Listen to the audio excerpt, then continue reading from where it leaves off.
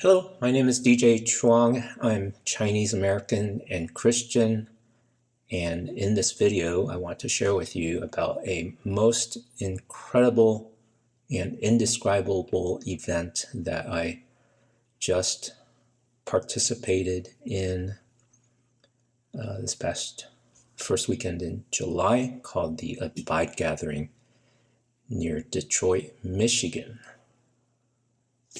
In the description is a link to my blog post about it and a newsletter update where you can learn more. Well, I'll start with a few vignettes of how I experienced the Abide Gathering.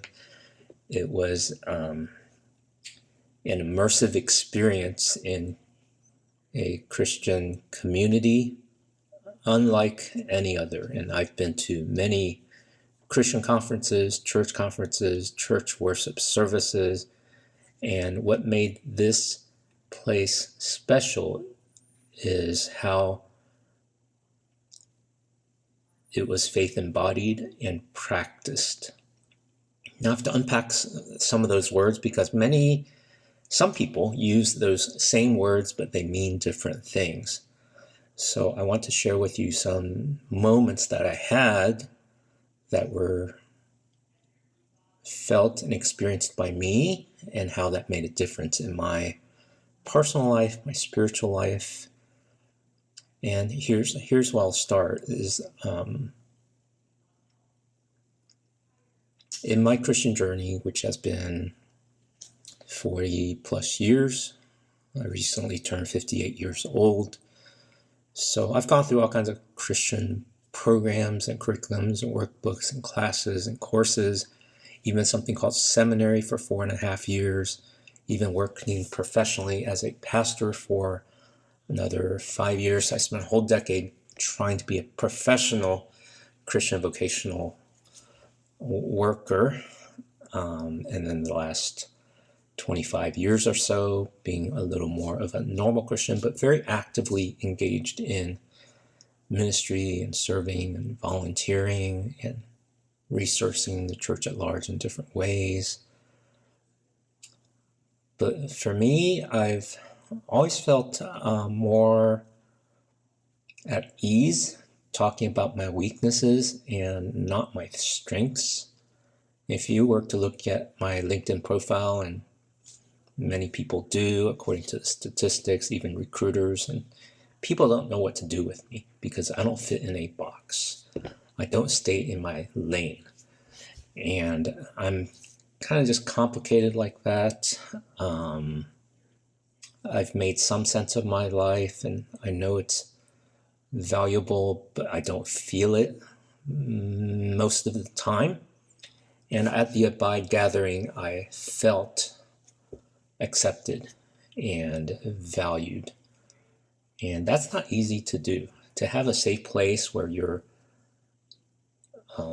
welcomed with curiosity. People want to hear your life story, your hardest challenges, in contrast to many other places, even Christian places, particularly some Asian places where there's that unspoken judgment and evaluation and people checking you out, sizing you up and trying to figure out what you do. Well, at Abide Gathering, we didn't talk about what we did. It wasn't about work. It was about who you are. And that was very disarming. That was very inviting. I've been looking for a place like that for over 20 years and haven't been able to create it or find it. And so I am so very grateful for the board and advisors who put this together. And I know it's a labor of love. I know it took a lot of time and effort and prayer and preparation. And every part of the programming, intentional and unintentional, was so well designed. Now, I also knew going into that room, there were a lot of alpha males and type A high achievers. Now, no one led, or most people didn't lead with that. And over the course of 3 days, those that aspect of a person's life didn't come up in most places. And so I was grateful for that. But yet at the same time, even after the first evening there, I felt triggered that my own insecurities surfaced because I'm uncomfortable with around people who are all about work or all about achievement. And well, for one, I'm not like that. And I am much more relaxed when I can just be and let my struggles and weaknesses hang out and share freely. So anyway, that's how I entered in. But as I recognize that, so recognizing what you feel, feeling what you feel, sensing what you're sensing, then I was able to share with a few people, and some people could relate, some people could not, but it was all done with much grace, and I was able to continue engaging in that environment. Some conversation starters from presenters really laid some groundwork for our understanding of how to share out of our life stories. And our guided time in worship together was not routine. Again, I go to a lot of churches and worship services, and this was a more immersive and embodied worship experience with some things that were different. Worship and singing in different languages, even in sign language. And in doing those things that were different and uncomfortable, it helped us to grow our capacity to relate to others who are especially different. And one of the presenters said this, that, and this is particularly profound, that self-care is not a luxury. It is hard work. To go beyond survival and strive after personal growth and thriving and flourishing, not for our own sake, but so that we have capacity to serve and care for others. That's what this is about. Abide Gathering facilitates that kind of a space and community on an annual basis. It's only 3 years old, and so I think in the years ahead it will sprout and take different expressions over the course of the years.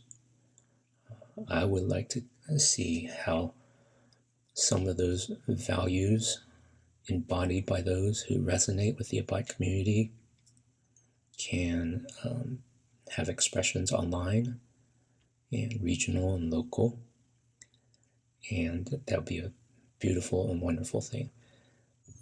Another thing I'll share is how this was different than the typical Christian or church conference, is how it wasn't heavy on teaching and lectures and sermons and workshops. It was heavy on conversations and practices. From beginning to end, a lot of spiritual practices and not spiritual lectures. It was worship embodied, it was relationships embodied, and through the sharing of real life stories. Even the 3 presentations up front and the little sermonette was very much grounded and incarnational through first person narratives. And storytelling is sacred work. And we got to experience that. At the core of our time together were small groups, tables of 8, men and women, sharing each of our lived experience and story of how we've come through life. Of course, in 10 minutes, we can't share everything, so each of us got to share vignettes of our lives vulnerably, and that vulnerability shared even among strangers and acquaintances became a moment of healing for so many of us at our table. A lot of tears were shed, even by the men. And those were tears of healing.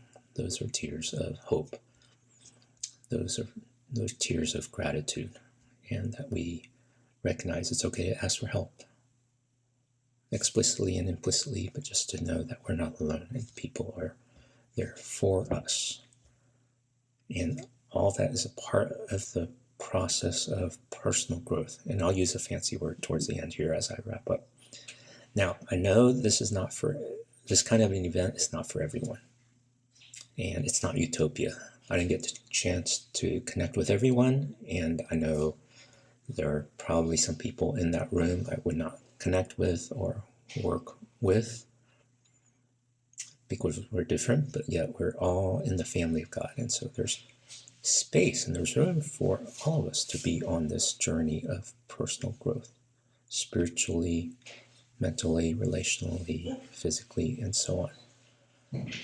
And here's my point. If more people wanted this kind of a Christian gathering of spiritual formation and practice, we would have more of it.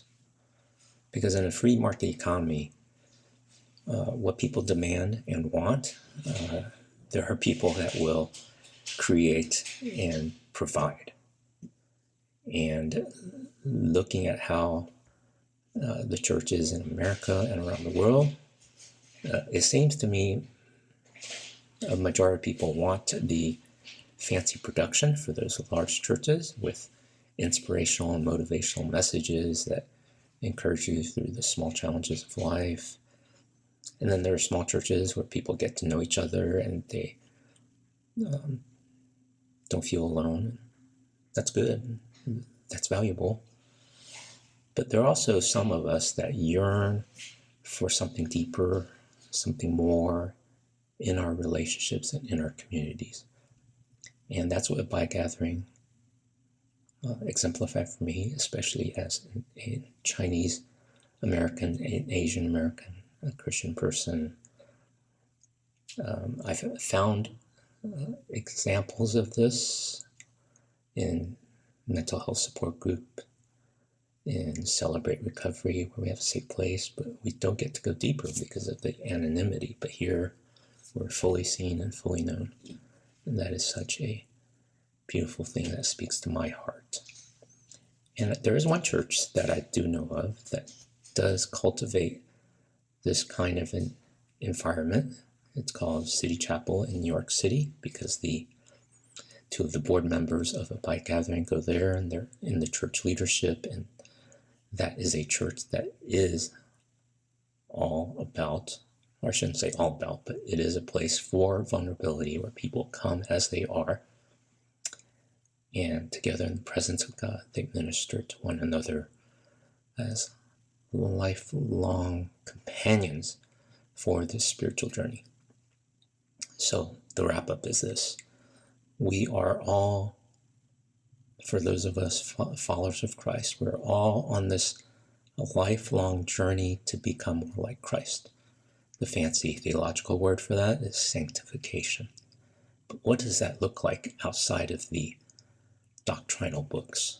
I think Abide Gathering has a beautiful expression of that, especially for those of us who are Christ followers of Asian heritage.